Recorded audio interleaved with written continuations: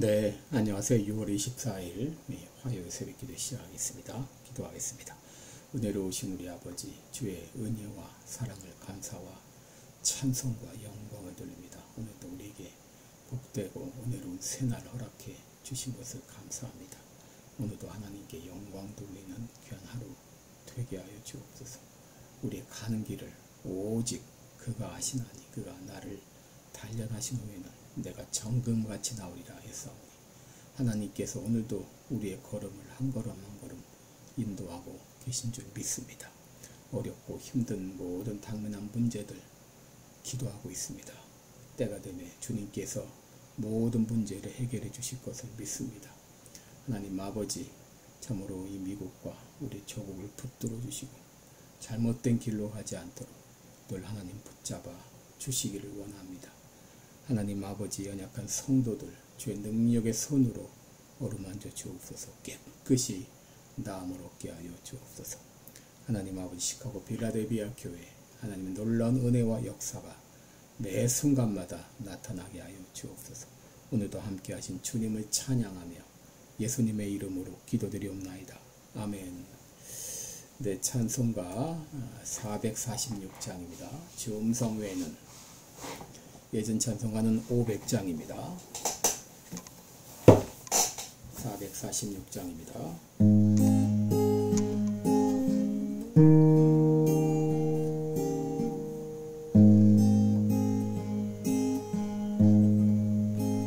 주 음성 외에는 더 기쁨 없도다.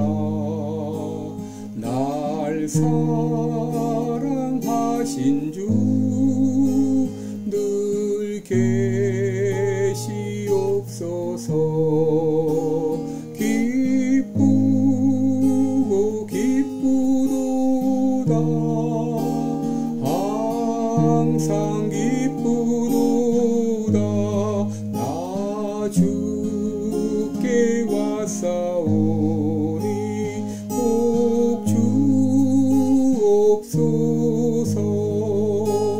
나 주께 왔으니 복 주시옵소서.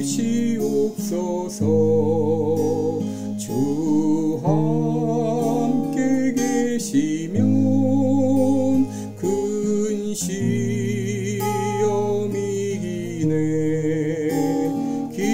기쁘고 기쁘도다.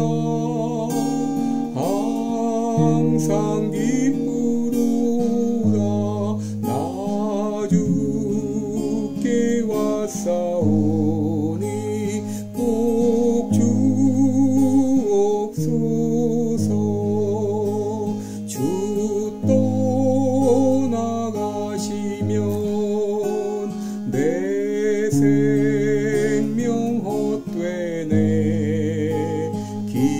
기쁘고 슬플 때 늘 계시옵소서. 기쁘고 기쁘도다. 항상 기쁘도다. 나 주께 왔사오니 복 주옵소서. 그 귀한 언약을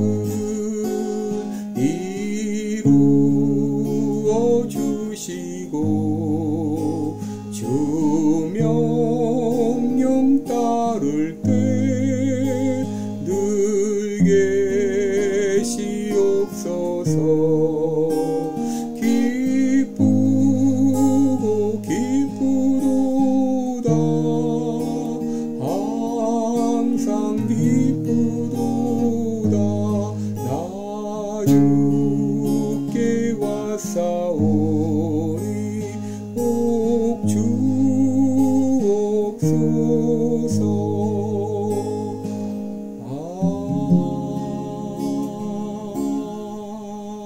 아멘. 아멘.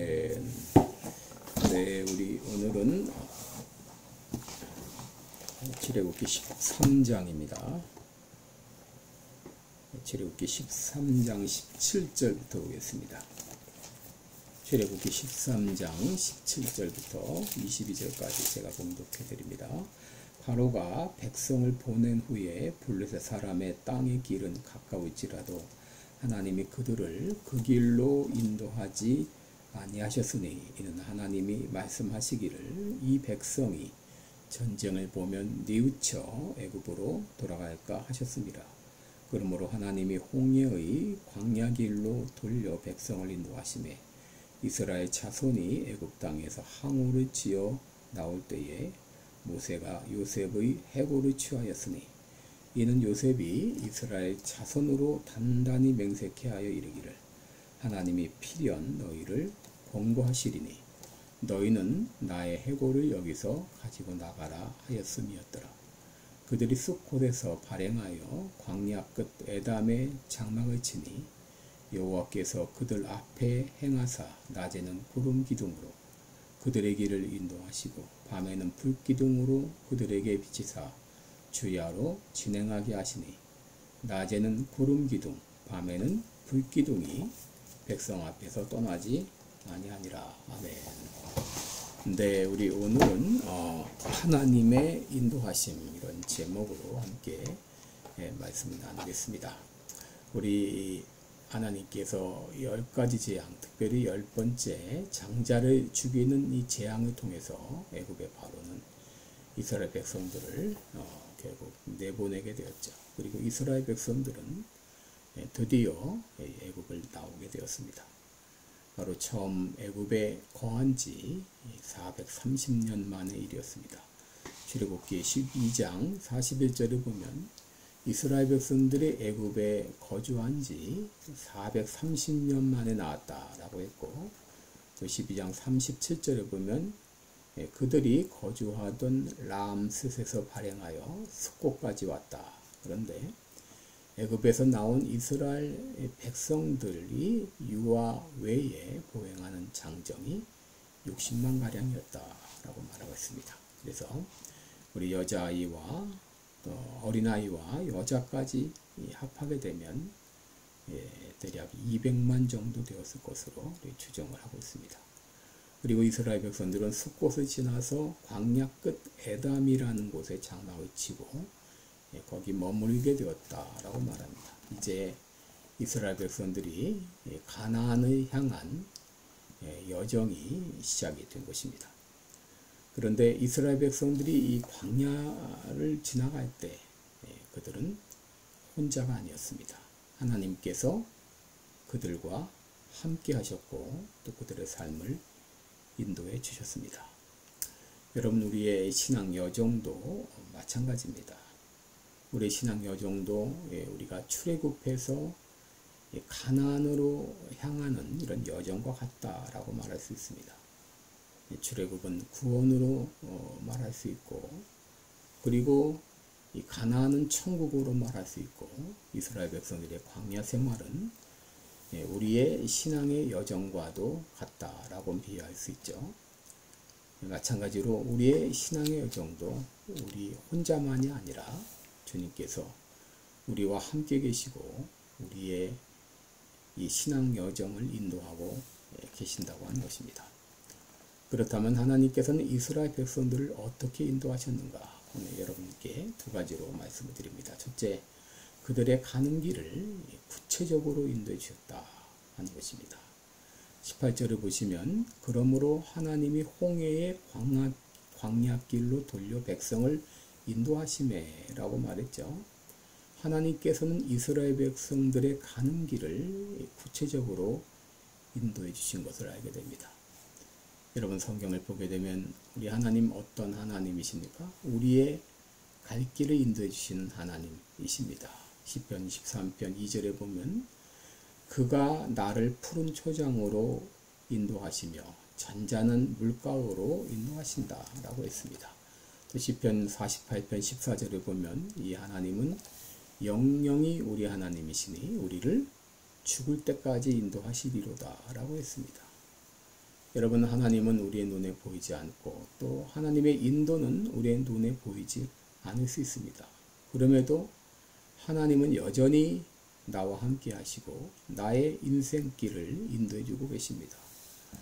그런데 하나님은 이스라엘 백성들을 어느 길로 인도하셨는가? 17절에 보시면 가까운 블레셋 사람의 길로 인도하시지 않고 먼 홍해 광야 길로 인도하셨다라고 말합니다. 여러분, 왜 하나님께서 가까운 길로 인도하시지 않고 먼 이 홍해 광야 길로 인도하셨을까? 여러분, 언뜻 보면 이해가 되지 않죠. 그러나 거기에도 이유가 있었습니다. 17절 하반절에 보면 이 백성이 전쟁을 보면 뉘우쳐 애굽으로 돌아갈까 하셨음이라 라고 했습니다. 여러분, 블레셋 사람들은 굉장히 호전적인 그런 민족이었는데 그쪽으로 가다 보면 전쟁이 나게 되고 이로 인해서 이스라엘 백성들이 다시 이제 애굽으로 돌아갈까, 이것을 하나님께서는 우려하셔서 비록 먼 길이지만 광야 길로 인도하셨다라고 했습니다. 그런데 또 하나님이 이스라엘 백성들을 광야 길로 인도하신 데는 또 다른 이유가 있었죠. 그것은 그들을 하나님의 백성으로 훈련하고자 하는 그런 계획 때문이었습니다. 여러분, 이스라엘 백성들은 오랫동안 애굽에서 종살이를 했죠. 노예 생활을 했습니다. 여러분, 애굽에서 나왔다고 해서 바로 그들이 가지고 있었던 노예 근성이 사라지지 않죠. 이들이 하나님의 백성답게 살아가려면 훈련이 필요한 것이죠. 여러분, 왜 하나님께서 아브라함으로 어려운 연단을 받게 하셨을까요? 왜 하나님께서 요셉으로 힘들고 어려운 삶을 지나게 하셨을까요? 왜 하나님께서 다윗으로 그렇게 어려움을 당하게 하셨을까요? 그 가운데는 하나님의 원대한 계획이 있었던 것이죠. 아브라함을 믿음의 조상으로 만들고자, 요셉을 애굽의 총리가 되게 하시고자, 또 다윗으로 위대한 왕이 되게 하시고자 그 어려운 연단의 과정을 다 통과하게 하신 것이죠. 여러분, 우리의 신앙 여정도 마찬가지입니다. 왜 하나님은 때로 나를 이렇게 오래 걸리는 길로 인도하시는가? 왜 나로 이렇게 힘든 길로 인도하시는가? 때로 이해가 되지 않을 때가 있는데 그 모든 배후에는 우리를 연단하시고자 하는 하나님의 계획이 있는 것이죠. 욥기 23장 10절에 나의 가는 길을 오직 그가 하나님이 아시나니 그가 나를 단련하신 후에는 내가 정금같이 나오리라 라고 말씀하셨습니다. 둘째로 하나님은 이스라엘 백성들과 동행하심으로 그들을 인도해 주셨습니다. 여러분, 21절 22절에 보면 여호와께서 그들 앞에 행하사 낮에는 구름 기둥으로 그들의 길을 인도하시고 밤에는 불 기둥으로 그들에게 비추사 주야로 진행하게 하시니 낮에는 구름 기둥 밤에는 불 기둥이 백성 앞에서 떠나지 아니하니라 라고 했습니다. 여러분, 이 구름 기둥과 불 기둥은 이스라엘 백성들을 혹독한 사막의 태양으로부터 그리고 밤의 추위로부터 그들을 보호해 주셨습니다. 여러분, 이스라엘 백성들이 광야를 통과하려면 가장 중요한 것이 낮에는 뜨거운 햇빛을 피하는 것이고 밤에는 혹독한 추위를 피하는 것이죠. 그런데 하나님은 이 구름 기둥과 불 기둥을 통해서 낮에는 이제 그 뜨거운 햇빛으로부터 밤에는 혹독한 추위로부터 그들을 보호해 주신 것이죠. 그런데 여러분, 이 구름 기둥과 불 기둥이 함께 한다고 하는 것은 더 중요한 의미가 있어요. 그것은 바로 뭐냐? 하나님께서 그들과 함께 하신다고 하는 증거라고 하는 것이죠. 여러분, 하나님께서는 이스라엘 백성들이 광야 생활할 때 그들 홀로 두지 않으시고 그들과 함께 하셨습니다. 그래서 그들의 눈으로 볼 수 있도록 구름 기둥과 불 기둥으로 그들을 인도해 주셨습니다. 여러분, 우리들도 마찬가지입니다. 여러분, 우리가 사는 세상은 광야와 같죠. 우리가 이 땅에서 믿음으로 살아간다고 하는 것은 참 힘들고 거친 그런 여정입니다. 그럴지라도 우리가 믿어야 될 것이 있습니다. 구름 기둥과 불 기둥이 이스라엘 백성들을 떠나지 않았던 것처럼 하나님도 우리와 함께 하신다고 하는 것입니다. 이사야 41장 10절에 하나님 말씀하셨습니다. 두려워 말라. 내가 너와 함께 함이니라. 놀라지 말라. 나는 내 하나님이 됨이니라. 또 마태복음 28장 20절에서도 주님께서 말씀하셨죠. 세상 끝날까지 너희와 항상 함께 있으리라. 그리고 지금은 우리에게 성령님을 보내주셔서 우리와 영원토록 함께 있게 하시겠다고 약속해 주셨습니다. 그 하나님은 지금도 성령으로 우리와 함께 계십니다. 네, 여러분이 하나님이 우리와 함께 하시면서 함께 하시는 이유가 무엇일까요? 그것은 우리를 도와주시기 위함이죠. 이사야 41장 10절에 내가 너를 굳세게 하리라. 내가 너를 도와주리라. 내가 나의 의로운 오른손으로 너를 붙들리라 라고 말씀하셨어요. 여러분, 우리의 신앙 여정은 험난한 광야길을 걷는 것과 같습니다. 여러분, 어떤 분은 가족 간의 갈등으로, 어떤 분은 경제적인 이유로, 어떤 분은 자녀 문제로, 어떤 분은 질병으로, 어떤 분은 이 죄와의 싸움으로 수많은 어려움을 겪고 있습니다. 어떤 분은 왜 일이 이렇게 잘 안 풀리나 괴로워하는 분이 있어요. 제가 아는 어떤 분은 참 날마다 사는 것이 힘들어요 하고 문자를 보내는 분도 있고, 어떤 분은 지금도 암투병으로 사경을 헤매기도 하고, 또 파킨슨씨 병으로 고통을 당하는 분도 있습니다. 그럼에도 여러분, 우리가 알아야 될 것이 있습니다. 하나님은 지금도 여전히 나와 함께 하시고 나의 삶을 인도하시고 나를 돕고 계신다고 하는 것입니다. 오늘도 하나님은 나와 함께 계십니다. 그리고 나를 돕기 위하여 나의 삶을 인도하고 계십니다. 여러분, 그 하나님을 우리 믿음으로 바라보며 주님, 오늘도 나를 도우소서, 오늘도 나의 길을 인도해 주소서 믿음으로 기도할 수 있기를 축원합니다. 기도하겠습니다. 은혜로우신 우리 아버지, 내 눈에 보이지 않아도 지금도 여전히 나와 함께 하시고 나를 인도하시는 하나님을 믿습니다. 그 하나님께 도움을 청할 때 주님 나의 길을 인도해 주십니다. 오늘도 내가 할 길을 인도해 주실 것을 믿습니다. 감사드리며 예수님의 이름으로 기도드리옵나이다. 아멘. 그럼 각자 제목을 놓고 기도하시기 바랍니다. 특별히 주변에 어려움 당한 분들을 위해서 간절히 도고의 기도를 드리시기 바랍니다. 오늘도 좋은 하루 되세요. 여러분 사랑하고 축복합니다. 감사합니다.